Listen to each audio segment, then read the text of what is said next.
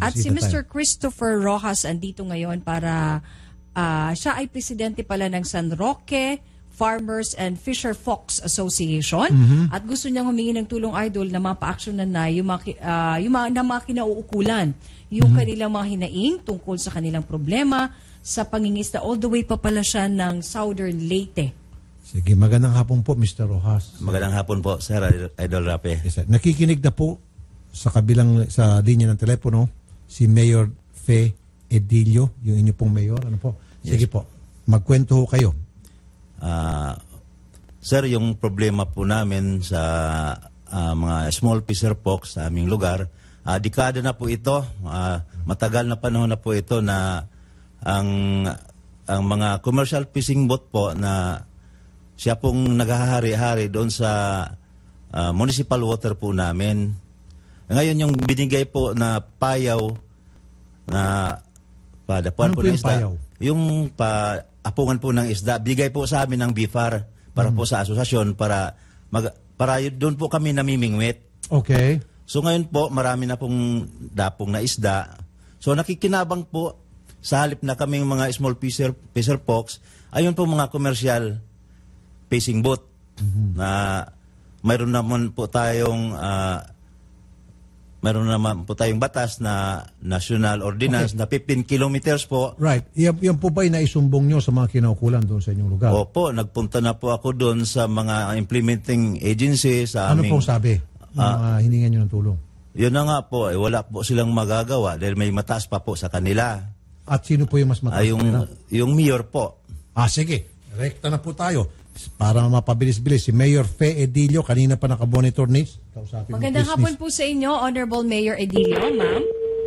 Okay, naputol ata. Alright. So, sino po yung nilapitan ninyo at nagsabi sa inyo na meron pang mas mataas sa kanila? Yung head po ng MAU. Ano yung sabi ng MAU, sir? Municipal Agriculture's Office po. Siya po yung... Ayan na, Nins. Ayun. Ma'am, Mayor Edilio, magandang hapon po sa inyo, ma'am. Magandang hapon din. Apo, Ma'am Nina Taduran, kasama po ako ni Idol Rafi Tulfo at live na po tayo, ma'am, sa Action TV at Radyo 5. Andito po, ma'am, yung presidente ng San Roque Farmers and Fisher Folks Association, si Mr. Rojas. At kayo nga daw po, ma'am, yung pinakamataas na pwedeng lapitan, kaugnay nga po dun sa kanilang mga problema. Apo, ano po masasabi niyo, ma'am, dun sa kanila pong mga maliliit na isda, na mga manging Bakit isda? hindi ba siya makausap? Sige, mag-usap po kayo. Sir. Mayong hapon diya, Mayor. May hapon. Unsa may ato di ay? Mayor, nakaibaw naman tingali ka sa mga problema diha sa mga gagmayng mangingisda. Dugay na Mayor, so karon pa tingali mi ako ra tingali na nangisog pagsumbong nining mong problema gumikan sa asosasyon din ako gisaligan. Dugay ra na alam ko, Mayor, nga dugay na kan nakaibaw ini mga problema. So nakaibaw pud mi nga dili ka makabadlong nining maong mga commercial fisher folks kay imo ni mga tao di sa Itson. Oy, ayaw ingna. Kay wa ko'y gidapigan. Kay nagmayor ta for 15 years. Lain ka ayaw magbayas pa. Mga ni nga naatay uma si Isabel mismo taga inyo na nga man na ninyo istorya nya nga ni ang BIFAR ning kuan naman gani nagrobing na mga ni kanunay diri di ba ang BIFAR kay dili man na mahimo sa dukuan ning escort pa man gani mabitaw nang akong ipangita sila Isabel unsay mga kuan diha kay di ba pud lalim nga kanang mawad-an in taon pud magpanginabuhi. So ako na ning kamot ko as mayor dili pod ingon nga naa po ko'y gidapigan. Kanang naa po sa kanang kuan kinsay kanang matabangan na to. In fact nga ni nagsige gani ko kuan sa Manila nga ni yung asa ta makakuha og mga kayuhan para sa atong mga fisher folks. Okay, Mayor, makasigit po. Mayor, kung wala kayong pinapanigan at hindi niyo po tao yun, mga sinasabi niya, bakit hindi po kayo umaksyon para mapabilis matapos na po yung problema, Mayor? Kaya nga sir, yung BIFAR at saka yung kasi may commercial fishing din na local diri sa amin. Kaya nga po, naintindihan ko po yung mga yung pinag-uusapan niyo po to make it short, ang sinasabi niya nakarating na po sa inyo yung problema Kaya lang po, tao nyo po raw yata, tama ko pagkaintindi ko, yung mga involved po doon, at yung pong nilapitan niya po dati dyan sa isang munisipyo ninyo para sabihin yung problema, kayo po itinuturo na siyang dapat lapitan dahil kayo pong pinakamataas dyan na official. Tama nga naman. So ano pong magagawa nyo, Mayor? Sa ngayon, sir, yung BFAR ay nagdakip pa. Ngani nadakpa na local commercial fishing na nagbayad na sa amin dito at saka na settled na. Okay. Now,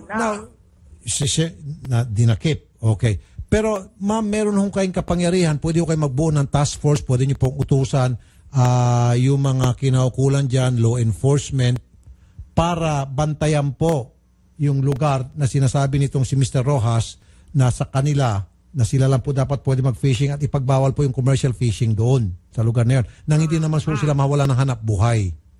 Oo. Hindi naman kay sila kasi coastal waters yung sa amin, sir. Sige po. Halos mga barangay, coastal waters. At saka, nag-protect nga gumagawa kami ng mga sanctuaries ngayon para na-protection yung mga isda namin. Pero ma'am, if you're protecting them, if you're helping them, bakit kinailangan pa siyang pumunta rito at magsumbong sa amin kung happy naman po sila dun sa binibigay yung protection kanyo? Which means hindi po sila happy. Yun na nga ang nagtataka. Mayor, excuse me lang, Mayor, no? Pero dili man tingali ka bungol, dili ka buta sa imong mga nakita diha sa atong kadagatan. Mismo ang mga dayo diha nga mga barko na gani, wa man gani ka makapamadlong. Barko na gud na nga may ning ilog sa among mga panginabuhi. Unya moingon ka namo nga kay gibuhat unsa may imong gibuhat, Mayor, be? Tagay ko usa ka butang nga imong nabuhat diha para sa among gagmay mananagat. Okay, the commercial fishing kada kong barko naamali tayong ordinansa for mooring, mooring. Pero dili na ingon ang pagmooring nila, mangisda sila. But nahataga na to permit katong limuring sa ato, pero akong gitan-aw dito, akong kanod ang ilang expiration, kay akong giingnan nga dili na sila pwede after sa expiration. Mo na nga na di na bitaw ka makakita diri og napay mga inana karon diri. Kay ako bayapon kay Ma'am, sagbat ko ma'am ha. Dili ka makakita, ma'am. Kay dili man ka mananagat. Ang kaming mga mananagat diha, halos kada gabi adlaw makakita mi og asar na sila managat. Bilong 3 to 4 kilometers lang. Ang akong payaw nasa 1.5 lang ang gilayon, ila pag gilang tuyuan diha. So mo yung kagunsay imong nakay nahimo, wa may makamangihimang numam og nakay gihimo para namo nga gagmayng mananagat. Ipasagdan minimo. Okay. Ipasagdan minimo. So Mayor, bago tayo maubusan ng oras, Mayor, doon sa mga nakikinig na hindi nakakaintindi, wala raw kayo Mayor na ginagawa. So ano po yung may pamangako nyo, Mayor, na magagawa nyo sa kanila this time? Sana po yung inyo pong sasabihin, talagang paninindigan nyo at gagawin nyo po talaga. So ano po yung magagawa nyo, Mayor? Sa kanilang problema? Gagawin ko ang lahat for tulad the benefit sa akong mga katawan. Tulad ng ano po, Madam Mayor? Yeah. Ano po? Gusto ko kausap kami dito sa office nako para malinawan ang lahat, sir. Ma'am, ma'am, hindi po siya happy doon sa usap-usap. Gusto niya po magbigay kayo ng konkretong solusyon para sa kanilang problema. I-specify nyo po, banggitin nyo isa-isa, and then makikinig po kami, witness kami, para nang sa gayon, ma'am, excuse me, nang sa gayon, pag hindi po natupad yan, kami magsasabi sa inyo na hindi nyo tinupad, Mayor, testigo kami. So para naman makauwi siya, nang happy naman siya, hindi naman yung bitin siya pag-uwi, yung inyong sinasabi, mag-usap ng usap. Ngayon pa lamang, ma'am, ano may papangako nyo? Nagagawin nyo? May mga personnel ako dito sa bantay dagat namin. Okay. Ano pong gagawin ng bantay dagat nyo po, ma'am? Nagbantay. Ma'am, hindi po nagbantay, ma'am. Hindi po nagbabantay yung ano nyo, yung si Jojo Bindiho po, ma'am. Hindi po yan nagbabantay. Kasi usapan namin, tatawagan ko siya, pero hindi po nagre-ring yung cellphone niya sa tuwing may problema. To make story short, sir. Okay. Ako kang mag-istorya tantanan diri sa office with you and your members o sa ako pong mga personnel. Kay aron di man ta pwede og anita din niya sa cellphone.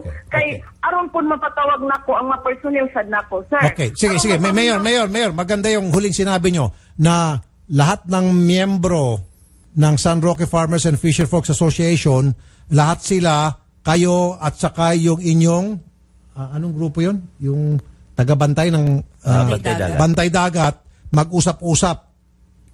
Okay yun. At saka saka yung mga officials din namin, sir. Okay, good. So, lahat ng opisyal ng munisipyo, Bantay Dagat, kasama kayo, at lahat ng concerned agencies na makakatulong, makakatulong sa problema nila, mag-usap-usap. Okay. Kailan, sir, excuse me, Mayor, kailan po, Mayor? Anong date? Ha? Anong date? Anong petsa? Pagdating niya, agad. Anong araw ka? Pwede. Sir, siguro mga alis ako dito ng Sabado or Linggo, depende po. Anong araw? Lunes? Makarating ako sa Martes siguro. Martes. Okay, Mayor, Martes ng umaga, pwede? Hintayin ko siya kasi mayroon akong travel pagka January sa June 2. Hintayin ko siya, sir. Okay, hintayin Martes, ha? Okay. Sige po. Okay, Mayora, maraming salamat po, Mayor Edilio, Madam. Maraming salamat din, sir. Gandang hapon po, Madam. Thank you po. Okay, sir. Salamat. So, Sir Christopher, babalikan namin kayo sa Martes, Miyerkules, para alamin namin kung ano na ang naging resulta ng inyong paghaharap, pag-uusap. Okay? Odette or Carol, pakilagay nga sa kalendar. Good. Thank you, Carol. So, Miyerkules, babalikan natin si Sir Christopher at saka si Mayor Faye. Sige po, Miyerkules, babalikan natin itong problema niyo. Okay? Sige po, sir. Okay, good luck po, sir. Salamat po. Thank you po. Wanted. Be sure to come back. Use 5 everywhere. Copyright 2016.